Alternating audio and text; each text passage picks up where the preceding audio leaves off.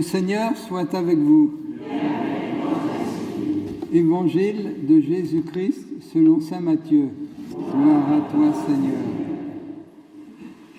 En ce temps-là, Jésus disait à la foule ces paraboles.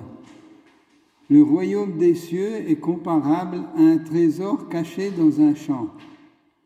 L'homme qui l'a découvert le cache de nouveau. Dans sa joie, il va vendre tout ce qu'il possède et il achète ce champ. Ou encore, le royaume des cieux est comparable à un négociant qui recherche des perles fines.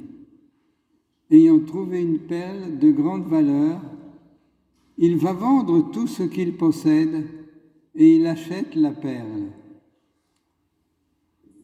Le royaume des cieux est encore comparable à un filet que l'on jette dans la mer et qui ramène toutes sortes de poissons. Quand il est plein, on le tire sur le rivage, on s'assied, on ramasse dans des paniers ce qui est bon et on rejette ce qui ne vaut rien. Ainsi en sera-t-il à la fin du monde. Les anges sortiront pour séparer les méchants du milieu des justes et les jetteront dans la fournaise. Là, il y aura des pleurs et des grincements de dents. Avez-vous compris tout cela ? Ils lui répondirent « Oui ».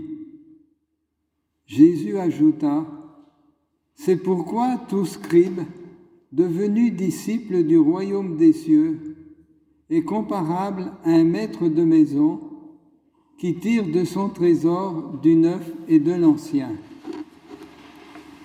Acclamons la parole de Dieu. Louange à toi, Seigneur Jésus.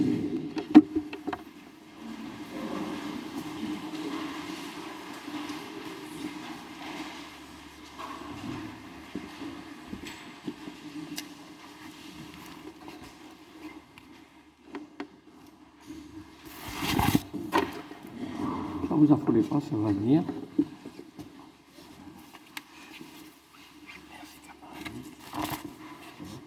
Je vais d'abord peut-être vous faire demander pardon un peu parce que j'ai préféré partager avec vous la version courte car la deuxième partie me chagrine un peu car elle paraît annoncer des pleurs et des grincements de dents. Ce qui d'ailleurs ne paraît pas correspondre à ce qu'on a partagé la semaine dernière et ce que Jésus nous annonçait et ce que nous promettait Jean-Michel qui avait prêché ici avec cette émotion qui le caractérise. Et il nous rappelait combien le Seigneur nous aimait. Je dois dire aussi, amis et frères et sœurs, que si le pêcheur lançait le filet et que je sois dans le filet, j'aurais eu crainte qu'il me remette à la baille directement. Alors j'ai été prudent.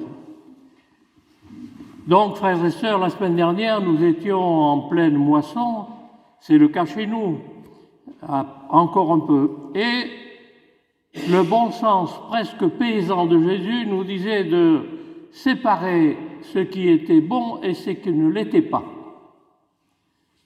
En attendant, bien entendu, qu'on voit bien ce qu'on allait arracher. Et voilà qu'aujourd'hui, le Seigneur nous renvoie de nouveau,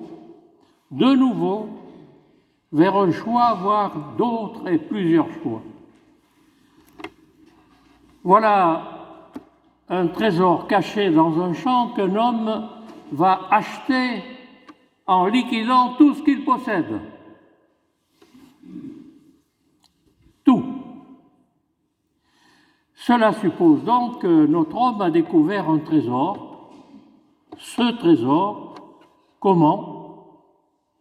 Matthieu ne le dit pas. Et, surprise pour moi du moins, je ne sais pas pour vous, mais une fois ce trésor découvert, cet homme va le cacher de nouveau. Alors ceci est pour moi une réflexion personnelle. Pourquoi le cacher de nouveau ? Si ce trésor est si important, pourquoi tu le replanques de nouveau ? Et je me suis dit, et toi, ici, dans ta vie, ce trésor, qu'en ferais-tu? Comment l'utiliserais-tu, toi? Quand je dis toi, c'est pour nous tous. Est-ce que ce ne serait pas là une question subtile que le Seigneur nous pose? Que semble-t-il me dire, que semble-t-il nous dire?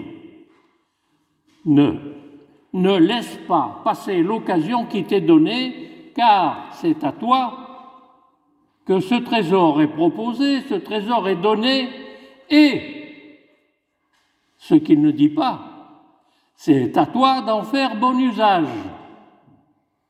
Il n'a rien dit, hein. Planque-le le trésor si tu veux, mais c'est toi. Et ceci, bien sûr, ne tient qu'à toi, ne tient qu'à moi, ne tient qu'à nous tous. Et voilà, frères et sœurs, que nous voici rassemblés dans ce chant offert par le Seigneur. Nous voilà ici rassemblés dans le chant offert par le Seigneur. Et qu'il nous est demandé de nous questionner et de bien repérer dans nos vies quel est le trésor que nous propose le Seigneur. Dans nos vies, quel est le trésor que nous propose le Seigneur? Peut-être qu'en ce moment, et que ici, rassemblés avec des attentes, des souhaits bien différents, que chacun de nous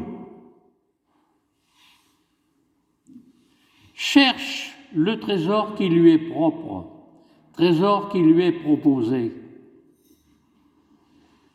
Et que c'est le Seigneur qui nous le propose. Je crois que le champ où ce trésor est caché, c'est notre cœur. C'est notre vie, la vie de tous les jours. Et je crois que le Seigneur ne cesse pas jamais de nous le proposer, le trésor. Le Seigneur ne cesse jamais de nous proposer ce trésor. Et enfin, est-ce qu'on osera imaginer être certain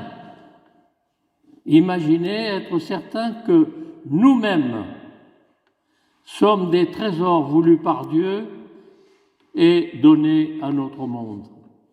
Des trésors voulus par Dieu et donnés là où nous vivons.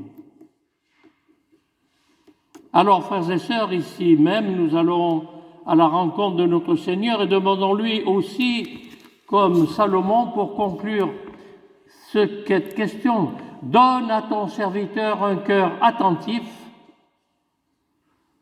pour qu'il sache discerner le bien et le mal et pour discerner en même temps le trésor qui nous est proposé, à chercher, à utiliser.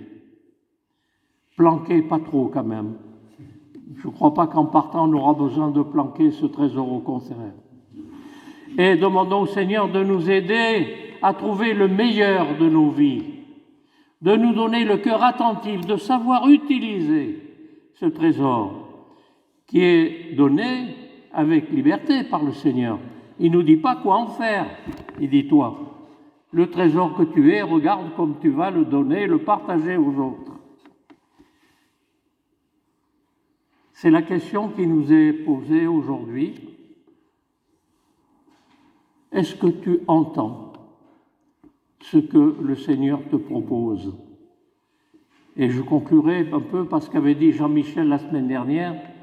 Jamais nous ne pouvons imaginer à quel point le Seigneur nous donne son amour et les trésors qui vont avec. Amen.